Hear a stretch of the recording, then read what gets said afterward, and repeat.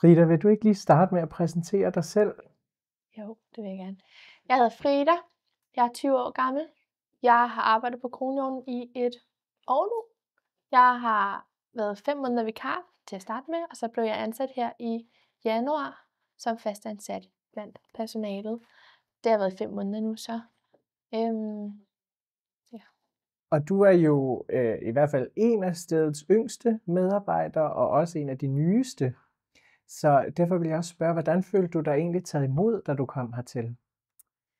Jeg følte mig faktisk rigtig godt taget imod. Jeg synes, at det var et sammenhold af kollegaer, der var meget omfavnende, meget gode til ligesom at imødekomme mig, og nu har jeg jo ikke noget erfaring, så jeg synes, de var rigtig gode til at dele deres.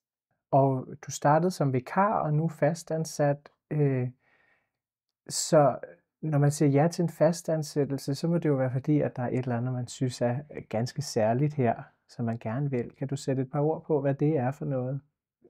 Det er jo fordi, det er et helt vildt dejligt sted at arbejde. Det føles bare helt rigtigt, at jeg skulle bruge mere tid her, i stedet for bare nogle løse vikartimer hister her, ikke? Men at man kan komme med ind i udviklingen bagved, og være med til møderne, og være med til, ja, hele scenen bagved, ikke? Ja. Ja.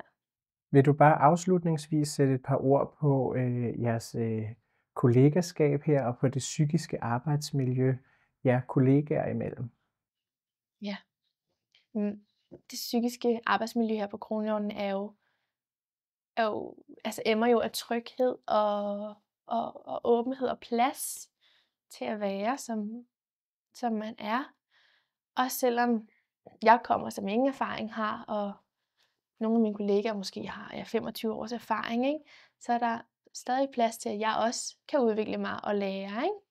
Og man har tryghed til at stille spørgsmål, eller komme med ord, hvis det har været svært. Det synes jeg er enormt vigtigt. Vil du sætte et par ord på den udvikling, du er gået igennem på det år, du har været her? Jamen udviklingsmæssigt har det jo været sådan, at man vokser jo med opgaven. Man laver en masse relationsarbejde, som virkelig også påvirker en selv, ikke?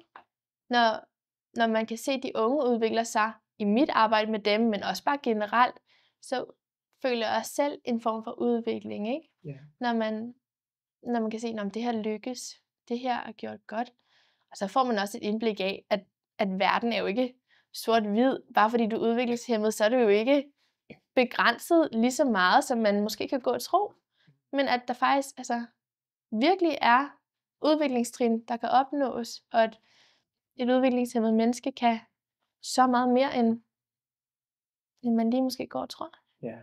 I hvilken retning har du lyst til at udvikle dig, og hvilke muligheder oplever du, der er for at udvikle dig både personligt og fagligt her?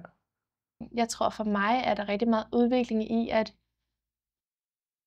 at lære, hvordan man behandler et andet menneske, der har det svært. Pædagogik er jo også en konstant udvikling, og med pædagogik skal man jo også kunne udvikle sig, fordi der kommer hele tiden nyt. Så jeg tror helt sikkert fremsigtet, at der kommer til at være masser af udvikling for mig.